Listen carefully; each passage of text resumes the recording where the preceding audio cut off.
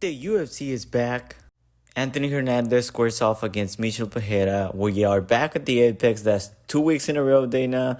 We are not very happy about it, but next week's card, man, I cannot wait for 308. In the meantime, let's sit back and enjoy this dog shit card.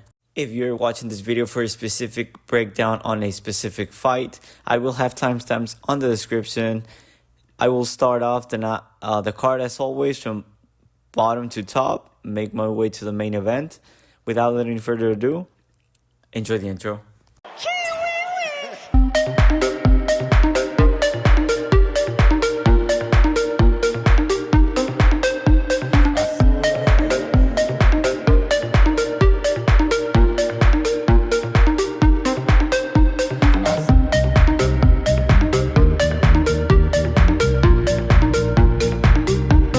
Starting off the card in the heavyweight division, we have two big boys.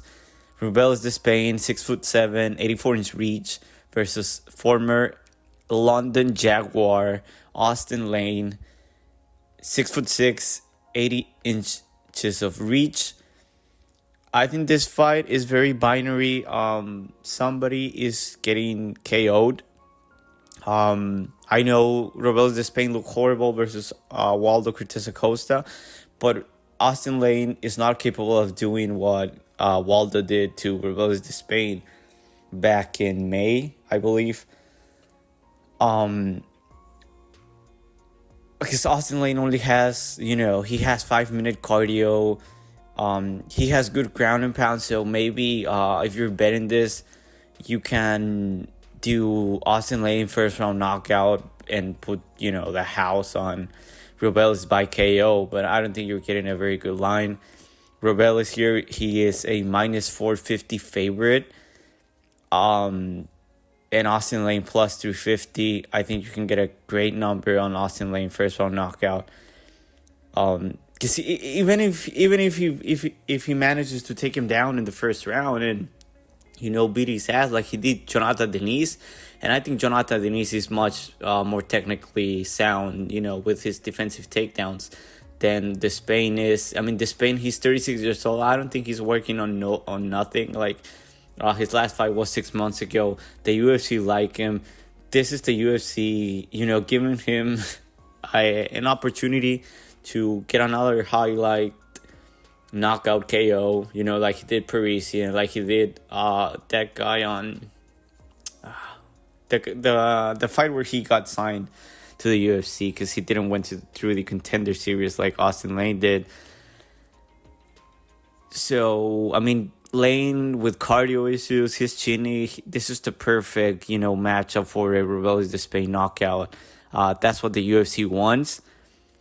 And while Austin Lane is pretty athletic, and Rubeles Despaigne, I think he may be too big for the cage, especially in the Apex, because he's just so long. So if he throws a punch and all he does is throw loopy punches, I know he has some amazing kicks, but with those loopy punches, I mean, you can just go for the takedown. He's so long that and tall that either the punches go over your head or, he ends up hitting you with his forearms.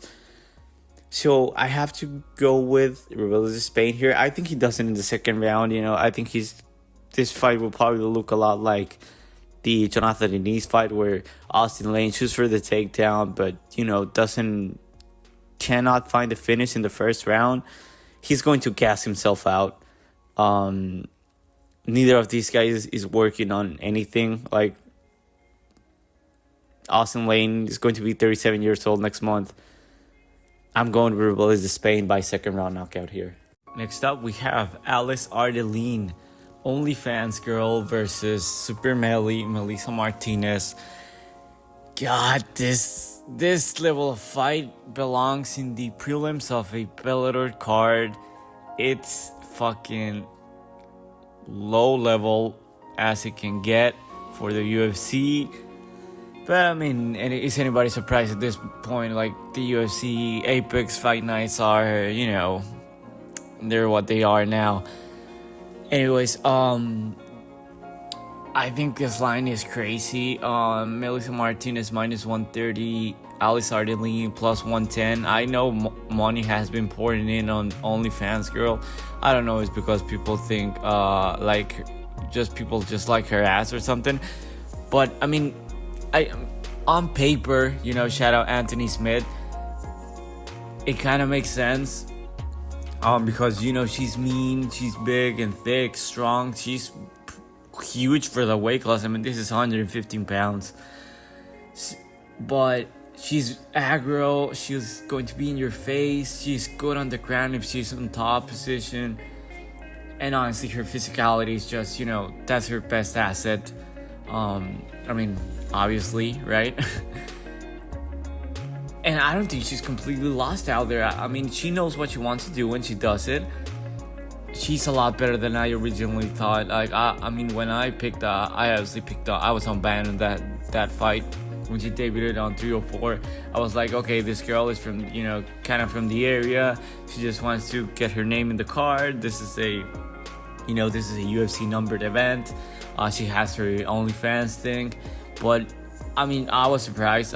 She's actually, kind of a fighter. And with Melissa Martinez, this is her second fight in 4 years. She got signed as a hype prospect when she was like 22, 23, 4 years ago. And she's only fought once versus Elise Reed of all people. So that's a concern. She's very young, so a lot of time she had 4 years to improve. We've known her for being a good striker, great speed, volume, a lot of volume. She's the sister of David Martinez, who just recently fought and won on the Contender Series. So she's been around fighting, training. She's come from, it's her brother. I would assume she's there with him. And she should look a lot better than last time we saw her. The problem is her size. I think that's the main thing here. And, that's the one thing you really can't too much about it, obviously to a certain degree, yeah, you can put on some muscle, but that's it. Like, you're not going to grow, you're not going to make your arms longer. She's just too damn small, on paper again. She's better. I would say she's the more complete fighter. I would assume that she's been training for doing this for a longer period of time than Ardalan here. So at this point, this line is almost at a pick-in. I wouldn't be surprised if this ends at a pick-in price, and I think that's insane. Like, I know Ardalan looked good, she looked good, but she shouldn't be a favorite against anybody, I think there's a lot of recency bias in this line, so I'm going with Melissa Martinez. I think she's I think she's a real fighter. I know she's small, but, she's still so young. Alice Ardelene, she's what she is now. She's 32 years old. She has other things, outside of fighting. Melissa Martinez, I have to go with her. I think she wins a decision. I think she can take 2 rounds of Ardelene, just being the better striker. Next up, another women's fight. Jessica Penne versus Elise Reed.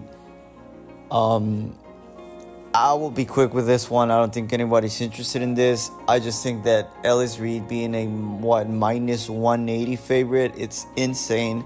I think she sucks. I think she is not good at all. She's a one-trick pony, she's a pure striker with good karate style blitzes. She has good movement, good cardio, good volume. But being a striker and going to a split decision versus Corey McKenna, okay? Repeat that, say it out loud. Split decision versus Corey McKenna as, this good, striker, high volume striker. I think that's a horrible look. Her takedown defense is good. She can defend a wrestler. And she does not make too many mistakes in engaging on the grappling and the clinching and whatnot. That's what Jessica Penne wants to do. Penne, her wrestling is horrible. She has bad entries. She wants to take this fight to the ground. She will pull guard to do so. She has bad striking. She is slow. That being said, she's a great nail, though. She's very tough. She gets her ass whooped pretty much every single time she fights. I think she's an older version of a Jillian Robertson. I like Jillian a lot. Jessica Penne she's very dangerous on the mat. She has great transitions, good at taking the back. I think she's dangerous on the ground. Jessica Penne by sub, I wouldn't hate it. I think you can get an insane number on that line, especially if you can pick the round. But this is a low-level women's MMA fight. This is going the distance, so I'll pick Jessica Penne by decision here. Next up, I promise this is the last one. 3 women's fight in a row. I hope they do something about this bouts order, because this is not it. 3 fights in a row. Nobody's interested in this. But anyways, Jocelyn Edwards versus Tamires Vidal. I think Jocelyn Edwards, it's a great play here. She's a minus 250 favorite. I think I don't see why some people are saying this line is a little bit wide. I do not agree with it whatsoever. I think Jocelyn Edwards is much better than her 4-4 record in the UFC. I know she's on a 2-5 losing streak, but I mean, she beat Nora Cornell, and that fight versus Eileen Perez, that's probably like the worst matchup for Jocelyn Edwards, what she wants to do. And Tamires Vidal, she's not a fighter. She's not a fighter. She doesn't like to be in the cage. She's quit now 2 fights in a row. I mean, she lost to Montserrat Rendon, for fuck's sake. But, versus Melissa Gatto, I mean, she was getting her ass whooped, and she didn't want the smoke, okay? She didn't want to be there. She looked for a way out, and she found a way out, okay? So, she's a former soccer player, so I honestly don't know why she's even in the UFC. You can immediately tell she doesn't like to fight, and you have to question her commitment. I mean, look at her body. I mean, she always has a little spare tire around her waist. She quitted versus Melissa Gatto because of a tit shot. That's probably the first time, and the last time we'll see that inside the octagon. So I don't know, how can you back Tamires Vidal? I understand being a little bit afraid, being intimidated by this line with Jocelyn Edwards. I kind of agree with it, but I'm here to tell you, Jocelyn Edwards is probably the easiest, safest bet for your parlays this week. Tamires Vidal is not a real fighter. This is Jocelyn Edwards all day. And Jocelyn Edwards is good. If she fights the fight that she wants to fight, which is, from range, kicks, not really, just very low volume, boring fight, she's going to win. I think she wins this easily. Give me Jocelyn Edwards by a boring, unanimous decision. Next up, we have Brad Katona versus Gene Matsumoto. This line, Matsumoto minus 230, Brad Katona plus 200. Did everybody just forget what Dan Argueta was doing to Gene Matsumoto? Dan Argueta was already up 2 rounds, and to be honest, Gene Matsumoto got lucky to pull off that guillotine. He got it off with 2 seconds left in the second round, but he lost that round. He was down to nothing. So, can Katona just, do what Dan Argueta was doing? Absolutely. I think he's much better than Dan Argueta. He has a huge blockhead. He's not getting KO. He's not getting knocked out. He's a very good grappler. He's a good wrestler. He's a boring fighter, He has very good top game, great control, has some good elbows. But, Brad Katona, on his last fight, he wasn't even trying to finish Jesse Butler. And Jesse Butler was terrified. He was terrified of being in there. This guy, he's boring. Brad Katona is very boring. He's, he'll just try to wet blanket you, control you. He's a decision guy. if you look at his UFC fights, all have gone, to a decision. He either wins by decision or he loses by decision.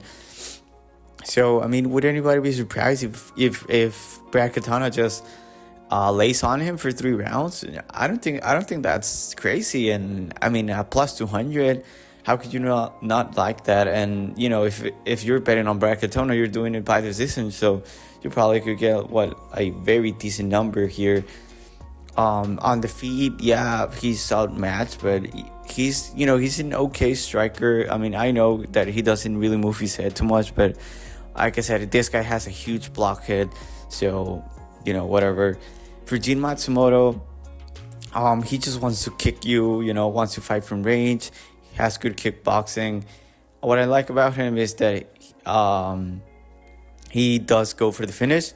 He is a killer. Like, if he smells blood, he goes for it. He has some subs on his record. He has the KOs.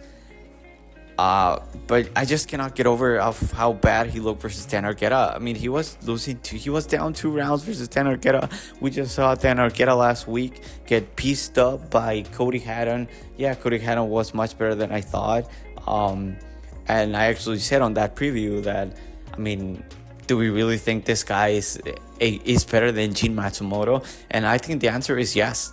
I say that no, but after seeing that Cody Haddon performance, I think he's much better than Jin Matsumoto here. I am rooting for Jin Matsumoto. I mean, he's undefeated. He's 16-0. He's a good prospect. But, something just stinks about this fight. This is a type, Brad Katona is the type of fighter to take a cereal from a kid like Jin Matsumoto. That's just how MMA goes. Jin Matsumoto is not retiring undefeated. I like Jin Matsumoto. I don't like Katona. I think he's boring. But I have to go with Katona by decision. I think that, I think he's going to win this. I think he's going to make this fight very boring. I will be rooting for Matsumoto. But I'm going with Brad Katona by decision just to try and jinx him here. Next up, we go to the flyweight division. Nicolau plus 150. Versus Asu Almabayev. I think Nicolau, I think his confidence is gone.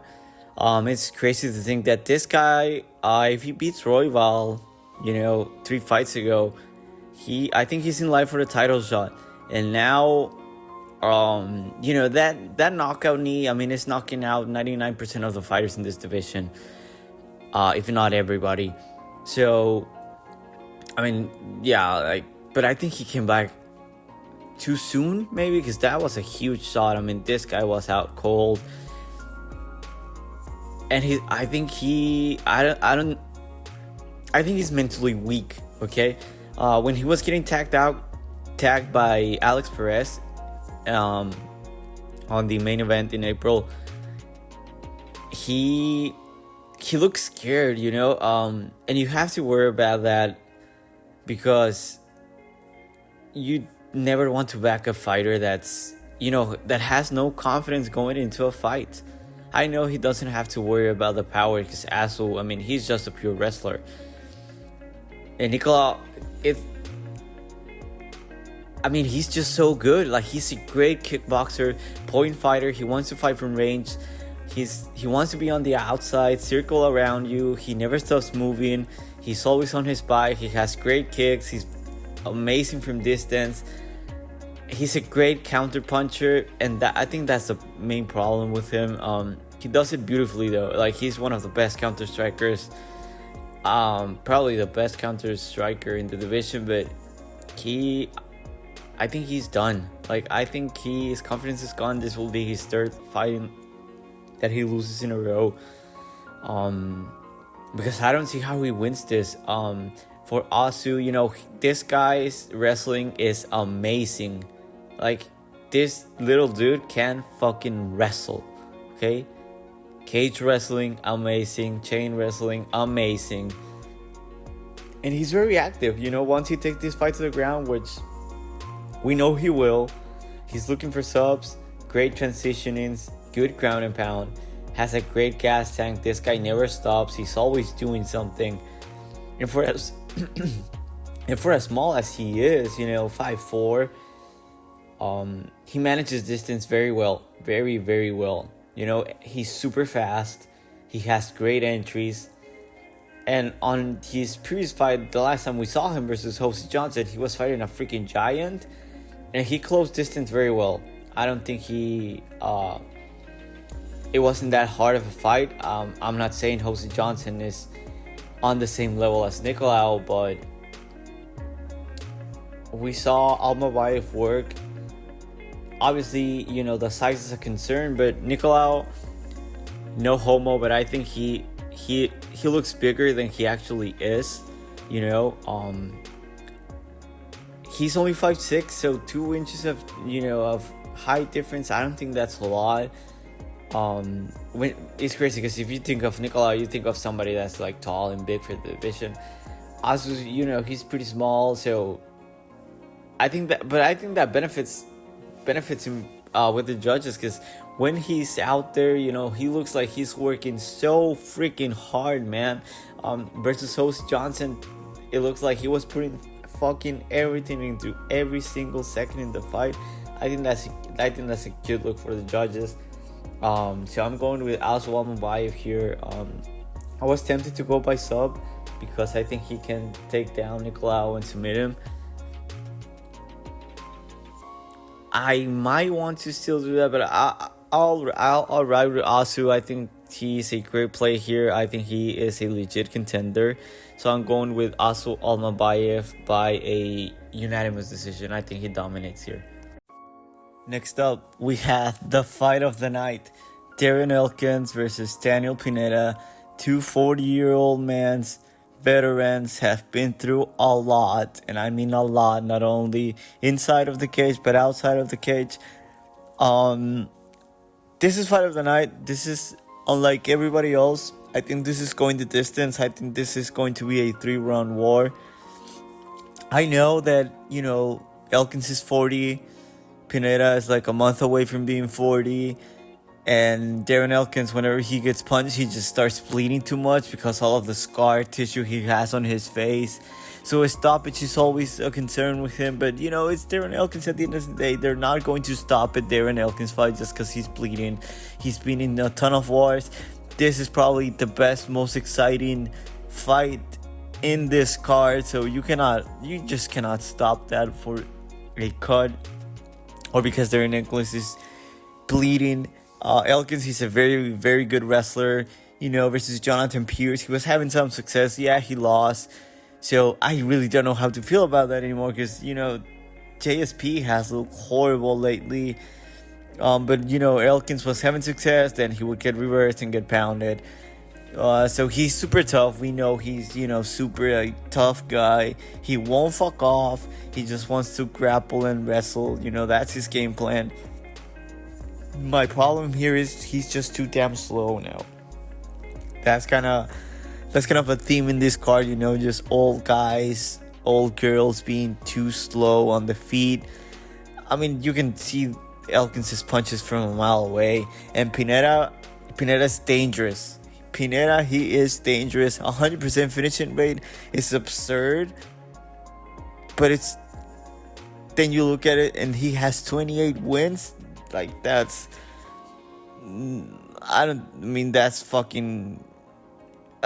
insane. So if you think Pineda's winning, just bet him by finish.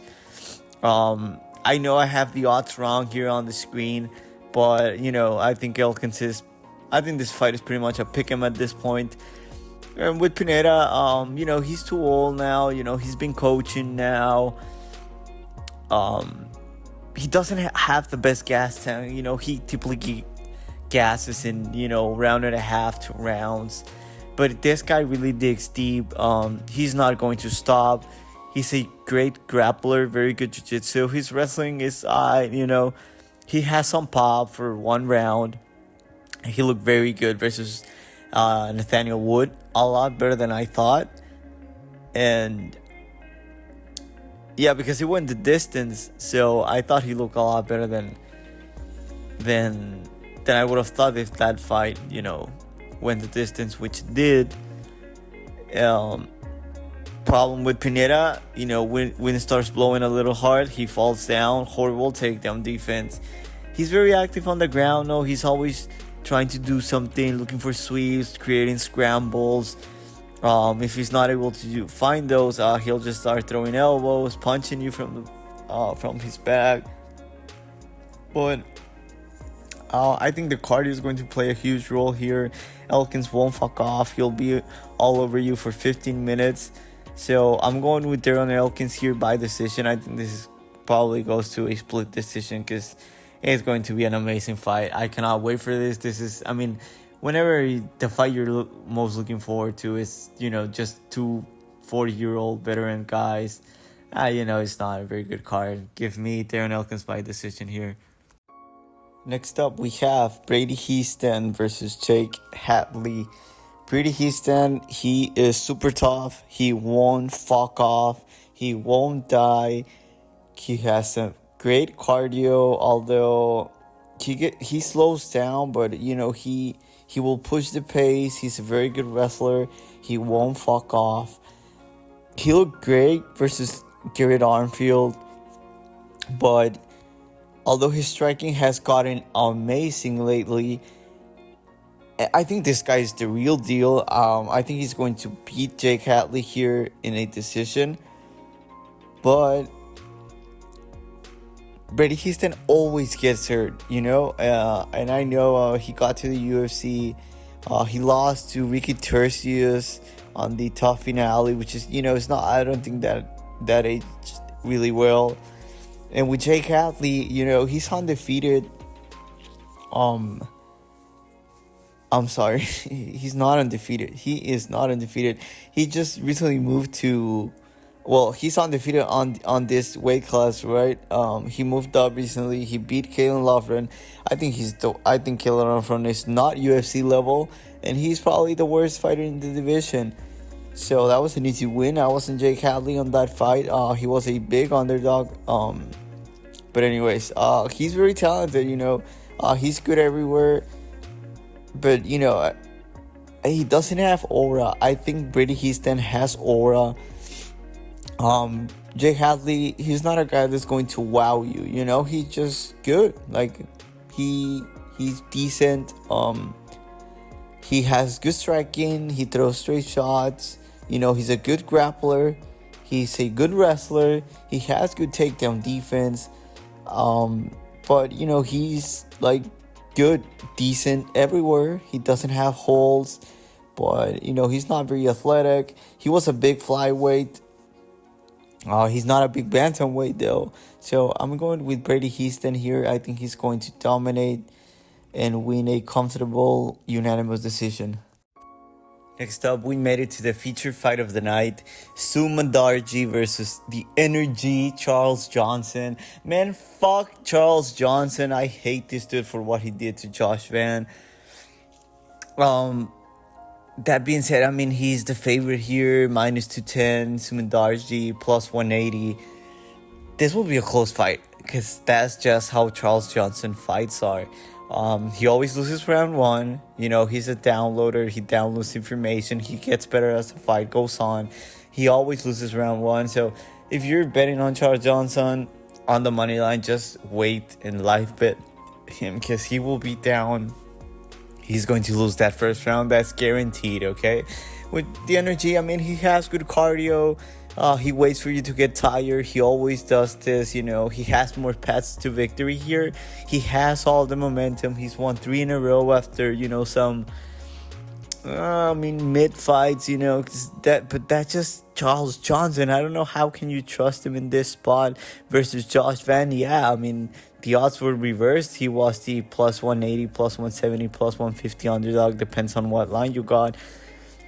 But trusting Charles Johnson as a 2-1 favorite, especially when this is the first time in a while that he's not fighting someone that's undersized. Sumandarji is big. I think he even is taller, or it's probably like an inch shorter than Charles Johnson. So he will actually have a reach disadvantage here. I know he's kind of a sniper, and he has a very good jab. He throws volume, has some power, but he was fighting guys like Josh Van. He's, undersized even for 125. The energy, good kicks to the body. If he decides to just grapple, offensively wrestle and grapple, he wins this 10 times out of 10 times, because Sumerji grappling is horrible. Like, dog shit horrible. I think it's a white belt. When have we seen Charles Johnson do this? You have to go pre-UFC tape, okay? He never does it. He always just wants to have a, striking matchup. So I don't want to trust him to. I'm not putting my hard-earned bread on Charles Johnson. Betting on Charles Johnson to just do that. If you are betting on Charles Johnson, you're not betting him pre-fight. And you probably have to look at his submission line, because Charles Johnson, he's going to look like a fucking Gracie Barra. Like, he's going to look like Charles Gracie out there versus Sumadarji. Sumadarji, he's just a pure striker. He's good from distance, has great range. He throws a lot of spinning shit, and that gets him taken down, a lot of the times if you go and look at his tape. His grappling, like I said, I think it's a white belt at best. Has no takedown defense, has no wrestling, no grappling. So if the energy just decides to take him down, he's going to submit him in round 1. But if he decides to strike, I think Sumadarji will give him a very hard time, because Charles Johnson is not going. He won't be able to just bully a little man like he's been doing recently, So I'm not going to trust energy to offensively grapple in this fight, although that Charles Johnson by submission line looks very tempting. I'm not gonna lie. So I hate energy because of what he did to Josh Van. I'll say it again. So I'm going with Sumadarji by a decision here.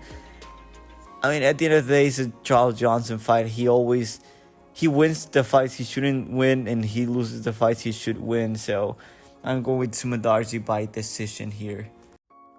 Next up, we have the co-main event, a bantamweight bout between Robert Font versus Kyler the Matrix Phillips.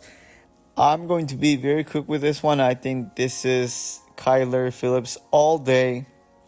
I don't think Rob Font has a chance here. So I'll make this quick. I think the only, question here is it's Kyler by decision or by finish. Rob Font, he's never been knocked out.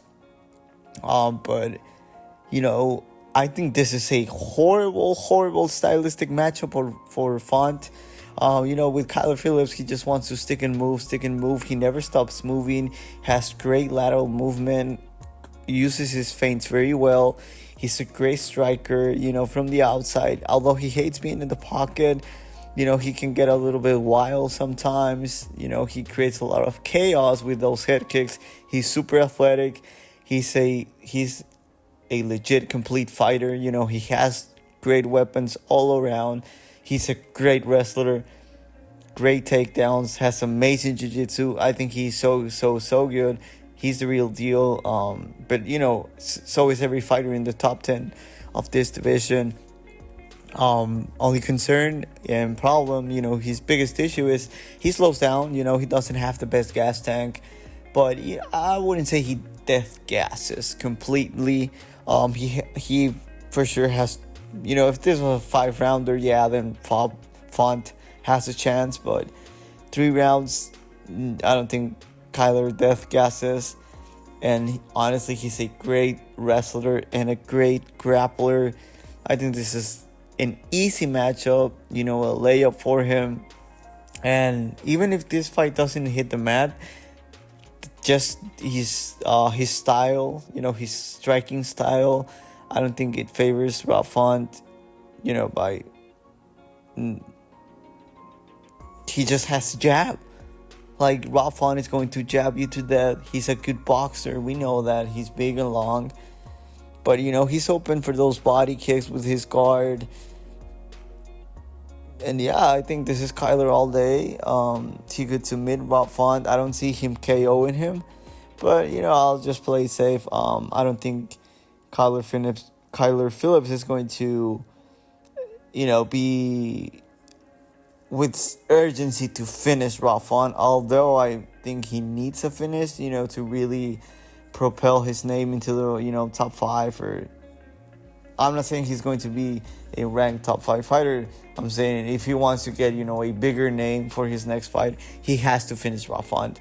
I don't think he does it. I'm going with Kyler Phillips by decision.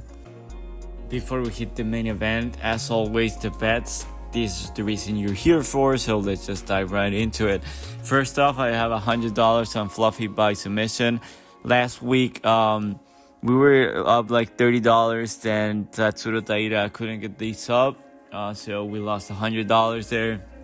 So that's just FYI. So $100 on Fluffy by submission.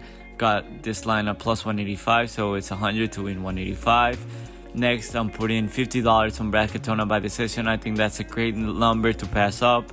So 50 to win 125.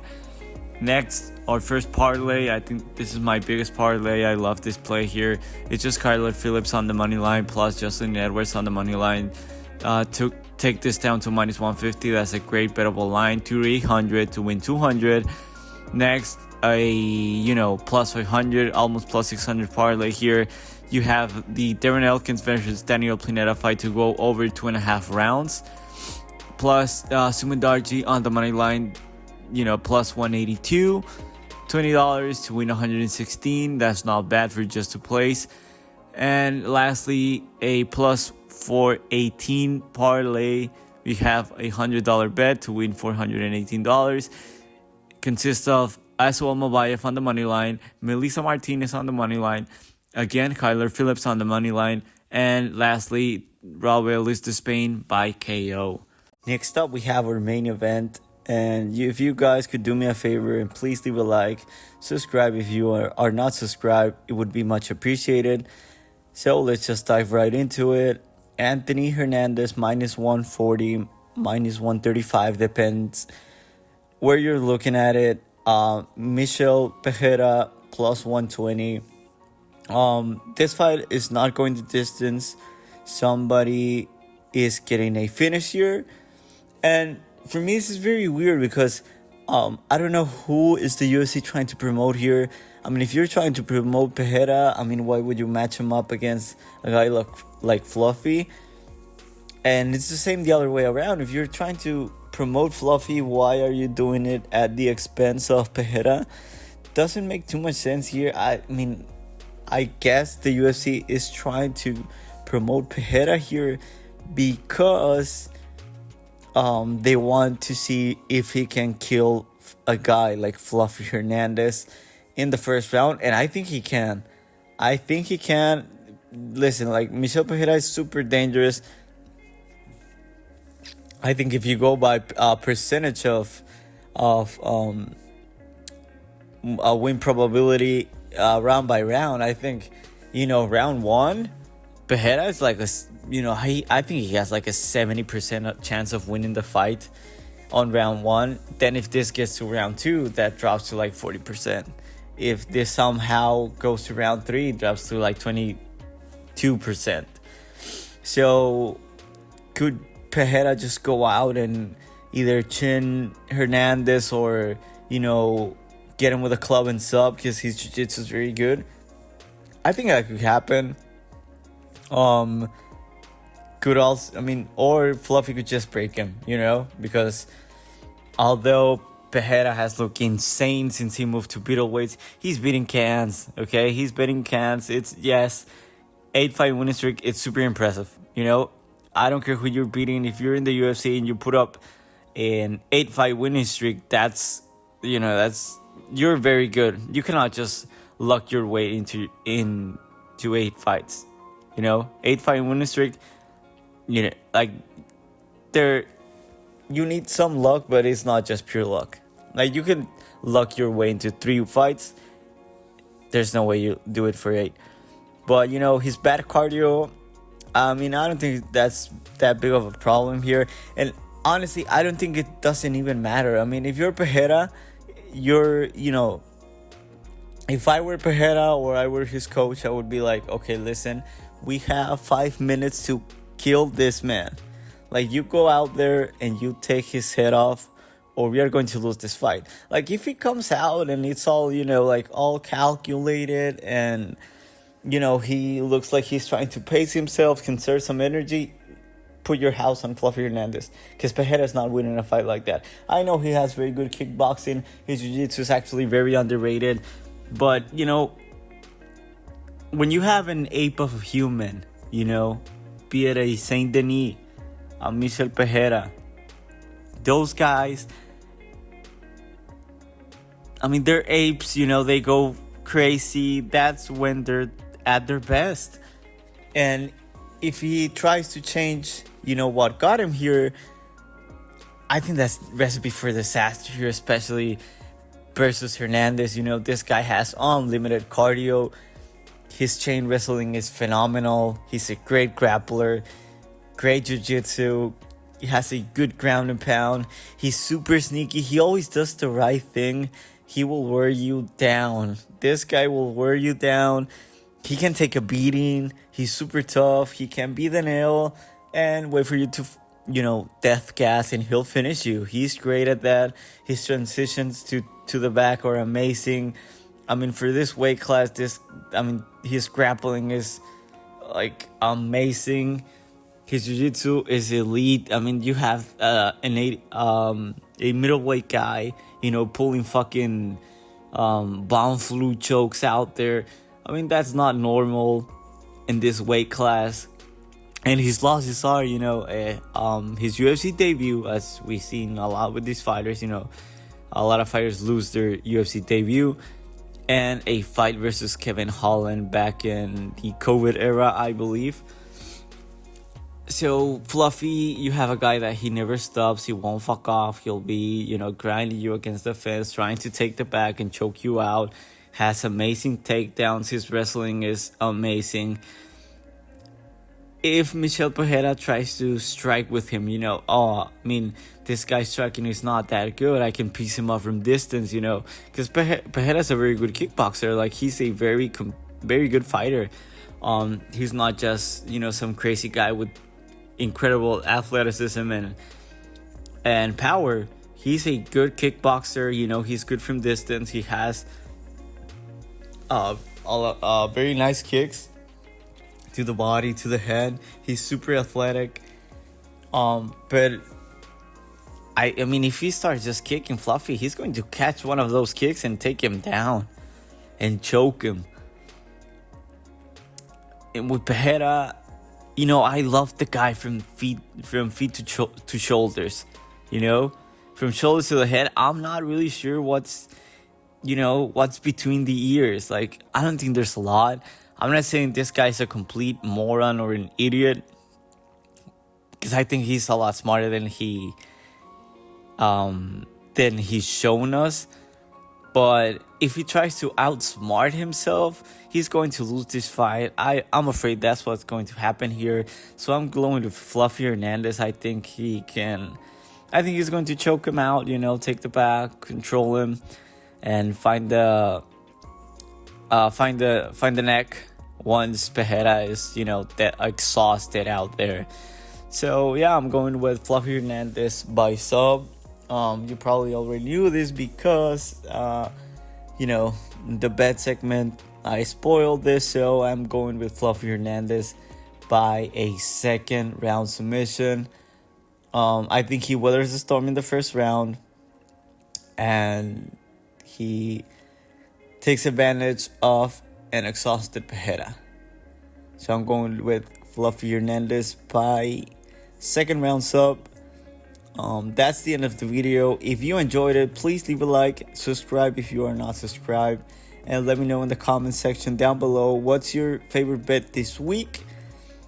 Until then, I'll see you on the tier list video I will have up by tomorrow. Stay blessed.